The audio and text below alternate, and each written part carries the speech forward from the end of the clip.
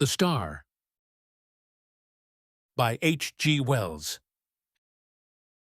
It was on the first day of the new year that the announcement was made, almost simultaneously from 3 observatories, that the motion of the planet Neptune, the outermost of all the planets that wheeled about the sun, had become erratic. Ogilvy had already called attention to a suspected retardation in its velocity in December. Such a piece of news was scarcely calculated to interest the world, the greater portion of whose inhabitants were unaware of the existence of the planet Neptune, nor outside the astronomical profession did the subsequent discovery of a faint remote speck of light in the region of the perturbed planet cause any great excitement. Scientific people, however, found the intelligence remarkable enough, even before it became known that the new body was rapidly growing larger and brighter, that its motion was quite different from the orderly progress of the planets, and that the deflection of Neptune and its satellite was becoming now of an unprecedented kind. Few people without training in science can realize the huge isolation of the solar system. The sun, with its specks of planets, its dust of planetoids, and its impalpable comets, swims in vacant immensity that almost defeats the imagination. Beyond the orbit of Neptune there is space, vacant so far as human observation has penetrated, without warmth or light or sound, blank emptiness, for 20 billion times a million miles. That is the smallest estimate of the distance to be traversed before the nearest of the stars is attained. And, saving a few comets, more unsubstantial than the thinnest flame, no matter had ever to human knowledge crossed the gulf of space. Until early in the 20th century, this wanderer appeared. A vast mass of matter it was, bulky, heavy, rushing without warning out of the black mystery of the sky into the radiance of the sun. By the second day, it was clearly visible to any decent instrument, as a speck with a barely sensible diameter, in the constellation Leo near Regulus. In a little while, an opera glass could attain it. On the third day of the new year, the newspaper readers of 2 hemispheres were made aware for the first time of the real importance of this unusual apparition in the heavens. A planetary collision, one London paper headed the news, and proclaimed Duchesne's opinion that this strange new planet would probably collide with Neptune. The leader writers enlarged upon the topic, so that in most of the capitals of the world, on January 3, there was an expectation, however vague, of some eminent phenomenon in the sky. And as the night followed the sunset round the globe, thousands of men turned their eyes skyward to see the old familiar stars, just as they had always been, until it was dawn in London, and Pollux setting, and the stars overhead grown pale. The winter's dawn it was, a sickly filtering accumulation of daylight, and the light of gas and candles shone yellow in the windows to show where people were astir. But the yawning policeman saw the thing. The busy crowds in the market stopped agape, workmen going to their work betimes, milkmen, the drivers of news carts, dissipation going home jaded and pale, homeless wanderers, sentinels on their beats, and in the country, laborers trudging afield, poachers slinking home, all over the dusky, quickening country it would be seen, and out at sea by seamen watching for the day, a great white star come suddenly into the westward sky. Brighter it was than any star in our skies, brighter than the evening star at its brightest. It still glowed out white and large, no mere twinkling spot of light, but a small, round, clear, shining disk, an hour after the day had come. And where science has not reached, men stared and feared, telling one another of the wars and pestilences that are foreshadowed by these fiery signs in the heavens. Sturdy Boers, dusky Hottentots, Gold Coast Negroes, Frenchmen, Spaniards, Portuguese, stood in the glow of the sunrise watching the setting of this strange new star. And in 100 observatories There had been suppressed excitement, rising almost to shouting pitch, as the two remote bodies had rushed together. There had been a hurrying to and fro to gather photographic apparatus and spectroscope, to gather this appliance and that, to record the novel, astonishing sight, the destruction of a world. For it was a world, a sister planet of our Earth, far greater than our Earth indeed, that had so suddenly flashed into flaming death. Neptune it was, which had been struck, fairly and squarely, by the planet from outer space, and the heat of concussion had incontinently turned two solid globes into one vast mass of incandescence. Round the world that day, 2 hours before the dawn, went the pallid great white star, fading only as it sank westward, and the sun mounted above it. Everywhere man marveled at it, but of all those who saw it, none could have marveled more than those sailors, habitual watchers of the stars, who far away at sea had heard nothing of its advent, and saw it now rise like a pygmy moon, and climb zenithward, and hang overhead, and sink westward with the passing of the night. And when next it rose over Europe, everywhere were crowds of watchers, on hilly slopes, on house roofs, in open spaces, staring eastward, waiting for the rising of the new star. It rose with a white glow in front, like the glare of a white fire, and those who had seen it come into existence the night before cried out at the sight of it. "It is larger," they cried. "It is brighter." And, indeed, the moon, a quarter full and sinking in the west, was in its apparent size beyond comparison, but scarcely in all its breadth had it as much brightness now as the little circle of the strange new star. "It is brighter!" cried the people clustering in the streets. But in the dim observatories, the watchers held their breath and peered at one another. "It is nearer," they said. "Nearer." And voice after voice repeated, "It is nearer," and the clicking telegraph took that up, and it trembled along telephone wires, and in 1,000 cities grimy compositors fingered the type. "It is nearer." Men writing in offices, struck with strange realization, flung down their pens. Men talking in 1,000 places suddenly came upon a grotesque possibility in those words, "It is nearer." It hurried along awakening streets. It was shouted down the frost-stilled ways of quiet villages. Men who had read these things, from the throbbing tape, stood in yellow-lit doorways shouting the news to the passers-by. "It is nearer." Pretty women, flushed and glittering, heard the news told jestingly between dances, and feigned an intelligent interest they did not feel. Nearer, indeed. How curious! How clever people must be to find out things like that. Lonely tramps, faring through the wintry night, murmured those words to comfort themselves, looking skyward. It has need to be nearer, for the night's as cold as charity. Don't seem much warmth from it if it is nearer, all the same. "What is a new star to me?" cried the weeping woman kneeling beside her dead.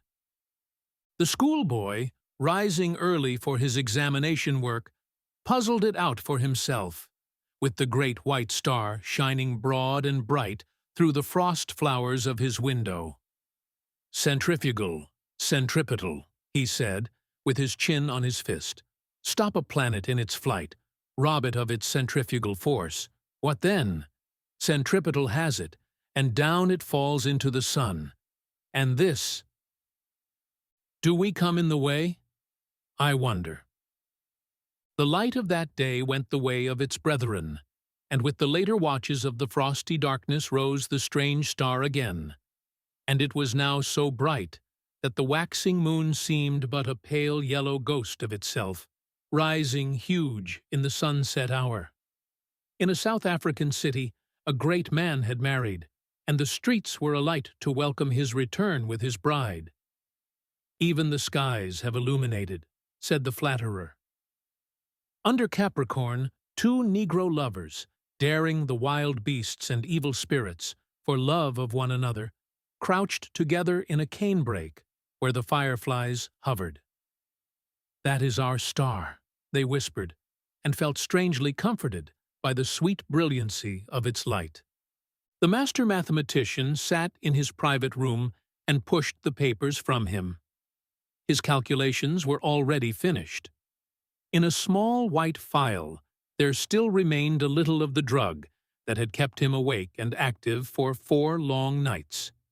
Each day, serene, explicit, patient as ever, he had given his lecture to his students, and then had come back at once to his momentous calculation. His face was grave, a little drawn, and hectic from his drugged activity. For some time he seemed lost in thought. Then he went to the window, and the blind went up with a click. Halfway up the sky, over the clustering roofs, chimneys, and steeples of the city, hung the star. He looked at it as one might look into the eye of a brave enemy. "You may kill me," he said after a silence, "but I can hold you, and all the universe for that matter, in the grip of this little brain. I would not change even now." He looked at the little phial. "There will be no need of sleep again," he said. The next day at noon, punctual to the minute, he entered his lecture theatre, put his hat on the end of the table as his habit was, and carefully selected a large piece of chalk. It was a joke among his students that he could not lecture without that piece of chalk to fumble in his fingers, and once he had been stricken to impotence by their hiding his supply. He came and looked under his gray eyebrows at the rising tiers of young, fresh faces, and spoke with his accustomed studied commonness of phrasing. "Circumstances have arisen, circumstances beyond my control," he said, and paused, "which will debar me from completing the course I had designed. It would seem, gentlemen, if I may put the thing clearly and briefly, that man has lived in vain." The students glanced at one another. Had they heard aright? Mad? Raised eyebrows and grinning lips there were, but 1 or 2 faces remained intent upon his calm, gray-fringed face. "It will be interesting," he was saying, "to devote this morning to an exposition, so far as I can make it clear to you, of the calculations that have led me to this conclusion. Let us assume—" He turned toward the blackboard, meditating a diagram in the way that was usual to him. "What was that about 'lived in vain'?" whispered one student to another. "Listen," said the other, nodding toward the lecturer. And presently they began to understand. That night the star rose later, for its proper eastward motion had carried it some way across Leo toward Virgo, and its brightness was so great that the sky became a luminous blue as it rose, and every star and planet was hidden, save only Jupiter near the zenith, Capella, Aldebaran, Sirius, and the pointers of the Bear. It was white and beautiful. In many parts of the world that night, a pallid halo encircled it about. It was perceptibly larger. In the clear, refractive sky of the tropics, it seemed as if it were nearly a quarter of the size of the moon. The frost was still on the ground in England, but the world was as brightly lit as if it were midsummer moonlight. One could see to read quite ordinary print by that cold, clear light, and in the cities the lamps burnt yellow and wan. And everywhere the world was awake that night, and throughout Christendom a somber murmur hung in the keen air over the countryside like the buzzing of the bees in the heather, and this murmurous tumult grew to a clangor in the cities. It was the tolling of the bells in a million belfry towers and steeples, summoning the people to sleep no more, to sin no more, but to gather in their churches and pray. And overhead, growing larger and brighter, as the earth rolled on its way and the night passed, rose the dazzling star, and the streets and houses were alight in all the cities, the shipyards glared, and whatever roads led to high country were lit and crowded all night long.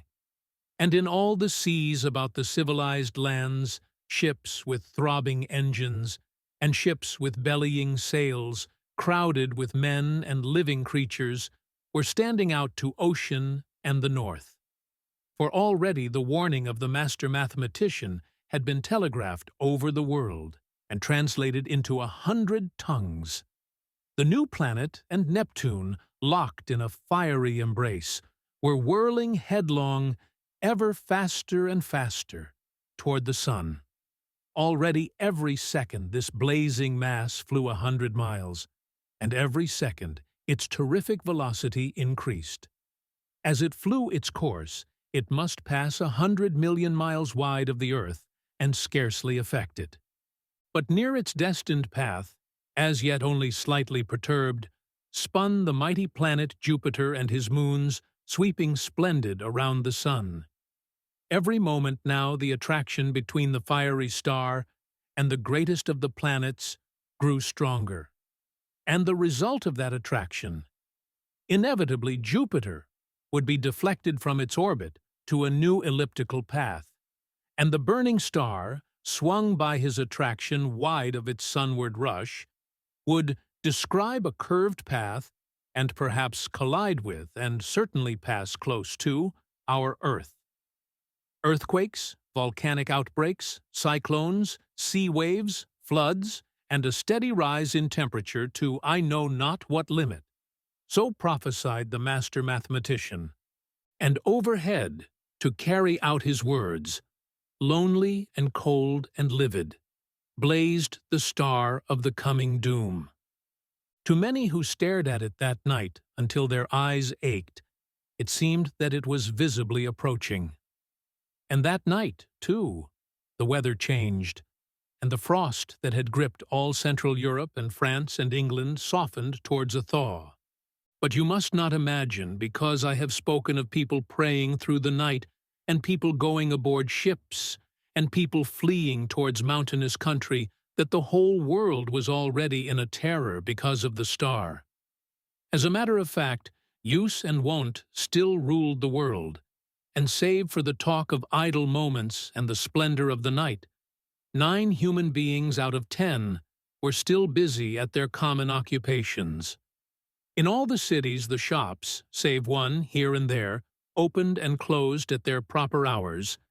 The doctor and the undertaker plied their trades, and workers gathered in the factories. Soldiers drilled, scholars studied, lovers sought one another, thieves lurked and fled, politicians planned their schemes. The presses of the newspapers roared through the nights, and many a priest of this church and that would not open his holy building to further what he considered a foolish panic. The newspapers insisted on the lesson of the year 1000, for then, too, people had anticipated the end. The star was no star, mere gas, a comet, and were it a star, it could not possibly strike the earth. There was no precedent for such a thing. Common sense was sturdy everywhere, scornful, jesting, a little inclined to persecute the obdurate fearful. That night, at 7:15 by Greenwich time, the star would be at its nearest to Jupiter. Then the world would see the turn things would take. The master mathematician's grim warnings were treated by many as so much mere elaborate self-advertisement. Common sense at last, a little heated by argument, signified its unalterable convictions by going to bed. So, too, barbarism and savagery, already tired of the novelty, went about their nightly business. And save for a howling dog here and there, the beast world left the star unheeded. And yet, when at last the watchers in the European states saw their star rise, an hour later, it is true, but no larger than it had been the night before, there were still plenty awake to laugh at the master mathematician, to take the danger as if it had passed. But hereafter the laughter ceased. The star grew, It grew with a terrible steadiness hour after hour, a little larger each hour, a little nearer the midnight zenith, and brighter, until it had turned night into day. Had it come straight to the earth instead of in a curved path? Had it lost no velocity to Jupiter?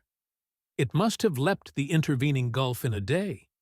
But as it was, it took 5 days altogether to come by our planet. The next night, it had become a third the size of the moon before it set to English eyes, and the thaw was assured. It rose over America nearly the size of the moon, but blinding white to look at, and hot. And a breath of hot wind blew now with its rising and gathering strength. And in Virginia and Brazil and down the St. Lawrence Valley, it shone intermittently through a driving reek of thunder clouds, flickering violet lightning, and hail unprecedented.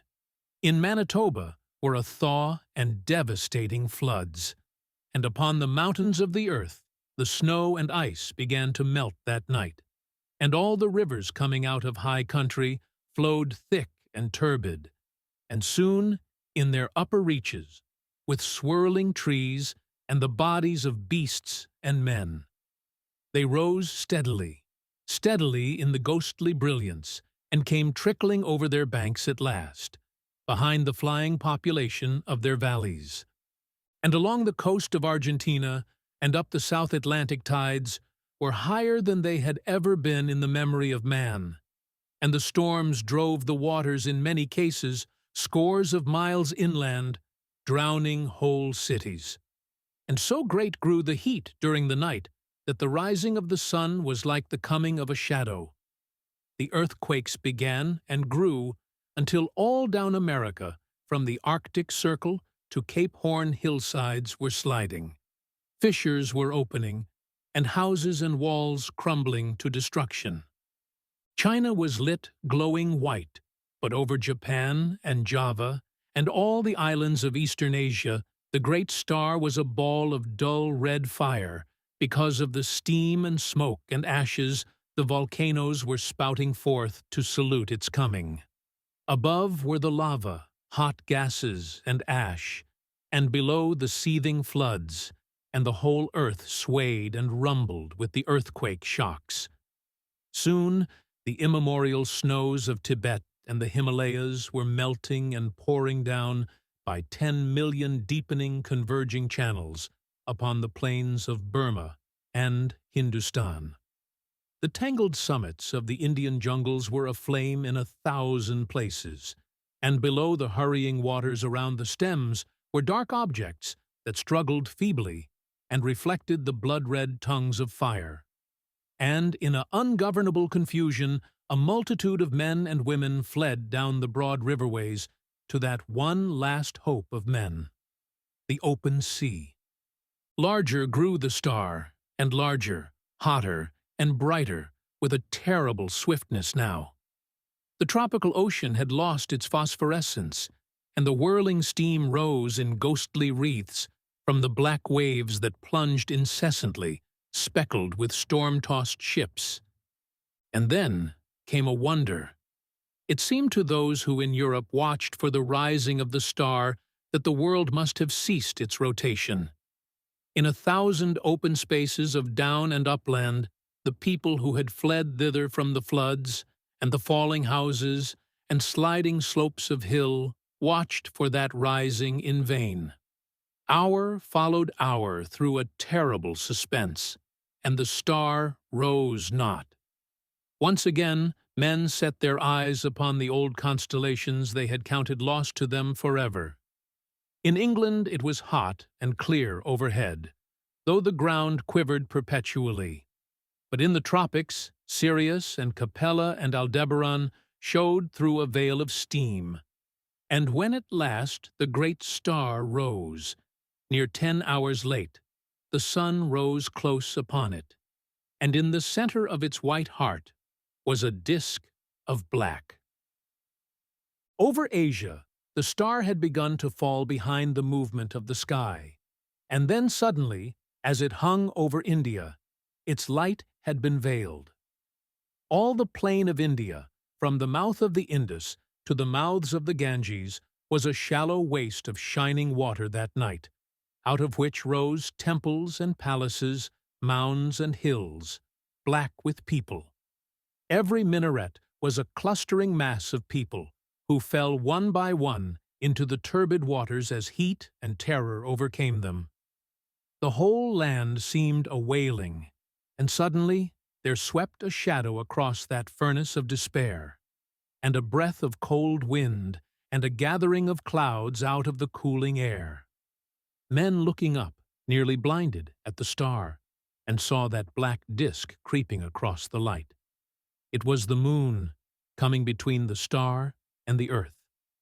And even as men cried to God at this respite, out of the east, with a strange, inexplicable swiftness, sprang the sun. And then star, sun, and moon rushed together across the heavens. So it was that presently, to the European watchers, star and sun rose close upon each other, drove headlong for a space, and then slower, and at last came to rest. Star and sun merged into one glare of flame at the zenith of the sky. The moon no longer eclipsed the star, but was lost to sight in the brilliance of the sky.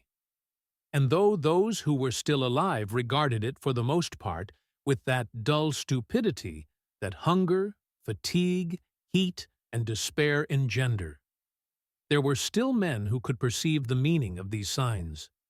Star and earth had been at their nearest, had swung about one another, and the star had passed. Already it was receding, swifter and swifter, in the last stage of its headlong journey downward into the sun. And then the clouds gathered, blotting out the vision of the sky. The thunder and lightning wove a garment around the world.